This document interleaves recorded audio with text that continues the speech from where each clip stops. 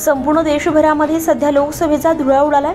महाराष्ट्रात देखील पहिल्या टप्प्याच्या प्रचाराच्या तोफा आज थंडावणार आहेत। मात्र या सगळ्या परिस्थितीमध्ये देखील अद्याप महायुतीचा नाशिक लोकसभेचा उमेदवार निश्चित झाला नाहीये। उमेदवारच नव्हे तर महायुतीकडून कोणता पक्ष ही निवडणूक लढेल हे देखील अद्याप ठरलं नाहीये।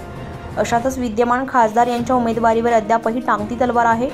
अशातच मंत्री छगन भुजबळ यांचं नाव सध्या रेसमध्ये पुढे असल्याचं बोललं जातंय। ही सगळी परिस्थिती असताना देखील आता उमेदवारीवरून रस्सीखेच सुरू असताना नाशिकचे विद्यमान खासदार हे छगन भुजबळ यांच्या समोर नतमस्तक झाल्याचं चित्र नाशिकमध्ये बघायला मिळालंय।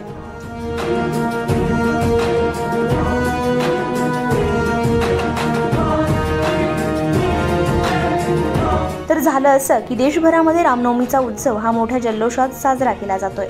नाशिकमधील काळाराम मंदिर हे देशातील एक महत्त्वपूर्ण मंदिर म्हणून ओळखलं जातं। रामनवमीच्या दिवशी नाशिकमधील हजारो भाविक हे राम मंदिरामध्ये दर्शनासाठी येत असतात। त्यासोबतच नेते मंडळींचाही मोठा राबता रामनवमीच्या दिवशी काळाराम मंदिरामध्ये असतो। मंत्री छगन भुजबळ हे देखील आपल्या कुटुंबासह आज काळाराम मंदिरामध्ये प्रभू श्रीरामांचे दर्शन घेण्यासाठी दाखल झाले। त्याच वेळी नाशिकचे विद्यमान खासदार हेमंत गोडसे हे देखील त्याच ठिकाणी उपस्थित होते। ज्यावेळी छगन भुजबळ हे दर्शन घेण्यासाठी जात होते त्यावेळी हे दोन्ही नेते आमने सामने आले। खासदार गोडसे यांनी क्षणाचाही विलंब न करता चटकन छगन भुजबळ यांच्या जवळ जात थेट त्यांचे चरण स्पर्श केले।